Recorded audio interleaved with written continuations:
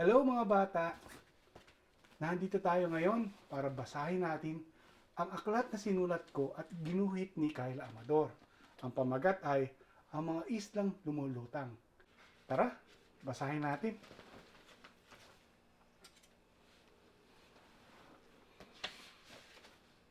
Sa isang puno ng nara ay payapang namamahinga si Kwago nang biglang dumapo si Tagak sa ibabang sanga nito. Masayang binati ito ni Kwago at sinabing, "Hoy Tagak, saan lupalop ka ng galing at parang may tali na kapudupot sa iyong mga paa?" Ang mausisang tanong ni Kwago. "Ano? Tali? Hindi, Kwago, plastic ito na ginamit ng mga tao upang paglagyan ng kanilang mga inuming dilata. Hindi ko siya maalis dahil pumulupot sa aking mga paa," ang tugon ni Tagak.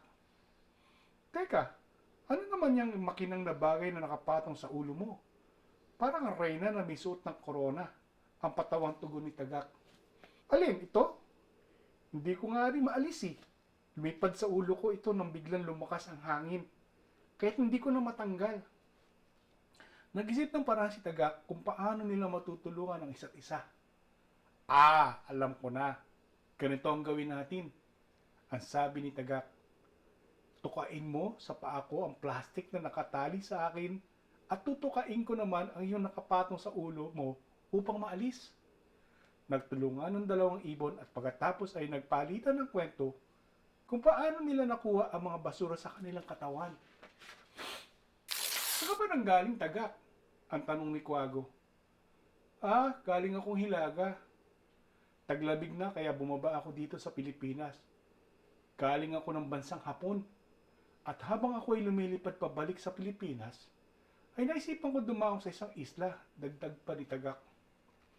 "Ang islang ito ay kakaiba. Gumagalaw ito at wala itong mga puno. Magulo ang itsura ng islang ito at hindi magandang tingnan. Mayroon din siyang masangsang na amoy dahil sa dami ng mga bagay na nakalutang dito. Sa pagkatanda ko, ang isla ito ay malapit sa bandang hilagang Pasifiko. Lumulutang ang islang ito at ito ay kasing laki ng bansang Hapon. Isa daw ito sa mga 5 islang lumulutang." "Hala, Tagak, ganyan din ang islang nadaanan ko nang galing ako sa dagat Atlantiko patungo dito sa kanlurang Pasifiko. Malawak din siya at lumulutang. Mayroon din itong masangsang na amoy at sa mga nakita ko ay may ibang isdang hayop na napahamak doon.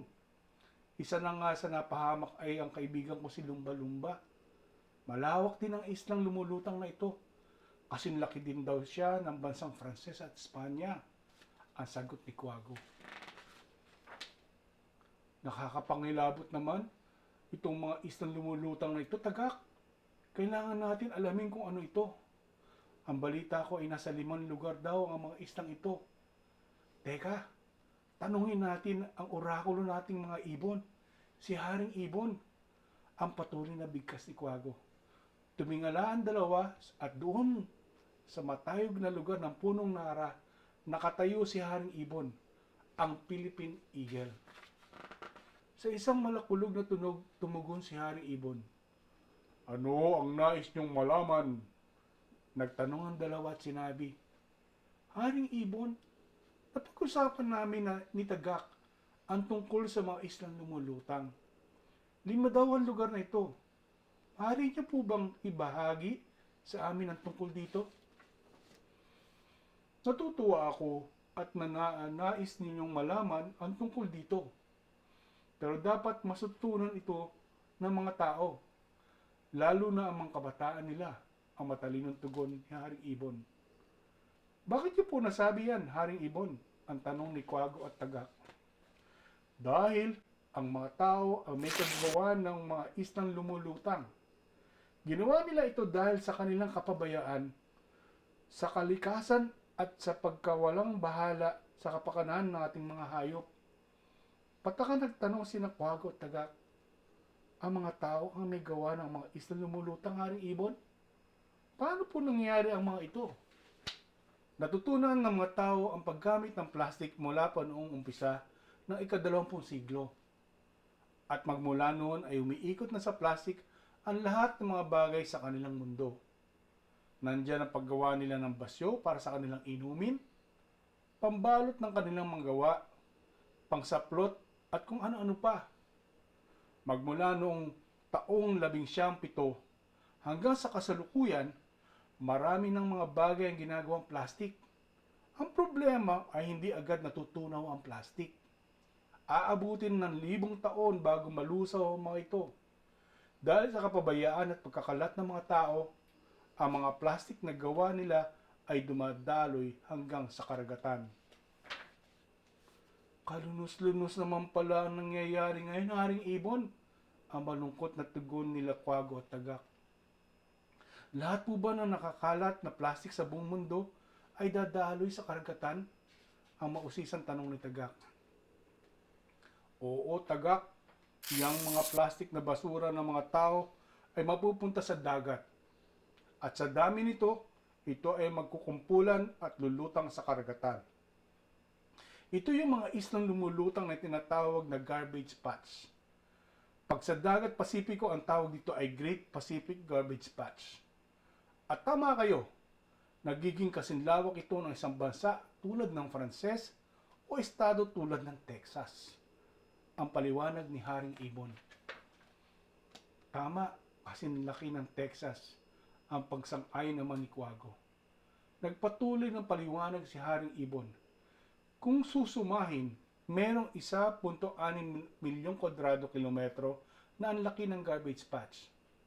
Paano po ito nagiging 5 isla? Ang tanong naman ni Kwago. Sumagot si Haring Ibon. Sa kabuuan ng mga dagat sa mundo, Kwago, meron 5 agos karagatan o gyre na tinatawag. Ito ay North Pacific Gyre, South Pacific Gyre, North Atlantic Gyre, South Atlantic Gyre, at Indian Ocean Gyre. Ang mga ito ay agos ng mga karagatan sa buong mundo. Kapag ang basura ay lumulutang sa dagat, malamang isa sa mga gyre ang aagos sa kanila at kukumpul sa ibang basura. Kung ganun pala, Haring Ibon, ang basura pala ang siyang sanhi ng mga islang lumulutang? Ang tanong ni Tagak. Tama, Tagak. Merong madaling makita at merong hindi madaling makita na basura na lumulutang. Pero ang mga ito ay paikot-ikot sa karagatan at nakakasama sa mga isda at sa iba pang lamang dagat. Ay nako, bigla ko naalala ang kaibigan kong si Lumba-Lumba. Kumusta na kaya siya? Sana naalis na yung plastic na nakabalot sa ilong niya. Ang nag-aalala ng tanong ni Kwago. Haring Ibon, naalala ko sa kwento ng isang kaibigan ko na si Alimango na nakatira sa Bakawan ay nakakadulot daw ng sakuna tulad ng bagyo ang basura. Ang gulat na tanong ni Kwago. Oo, tama siya, Kwago. Ang basura ay pumapatay sa mga planktons at mga hayop sa dagat at mga puno sa Bakawan. Dahil dito ay nababawasan ang mga bagay na sumusugpo sa carbon. Pag walang carbon sequestration, patuloy na iinit ang mundo at ang dagat ay magkakaroon ng madalas na pag-ulan at malalakas na bagyo. Kaya marapat lang na iwasan magtapon ng basura sa karagatan dahil marami ang maapektuhan nito.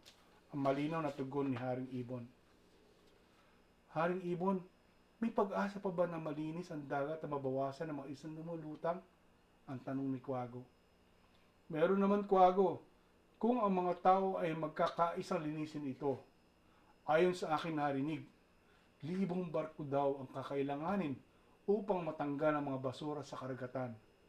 Pero ang pinakamahalaga ay magkaroon muna ng pagbabago dito sa lupa. Kapag naiwasan ang magkalat ng mga tao, wala nang dadaloy na basura sa karagatan. Kaya hintayin natin ang pagbabago ng mga tao. Ang matamlay na sagot ni Haring Ibon. Malalim na napabuntong hininga sina Tagak at Kwago. Bakas sa mga mukha nila ang paghanap ng pag-asa na magkaroon ng pagbabago ang mga tao. Nasa kabataan ng mga tao ang solusyon.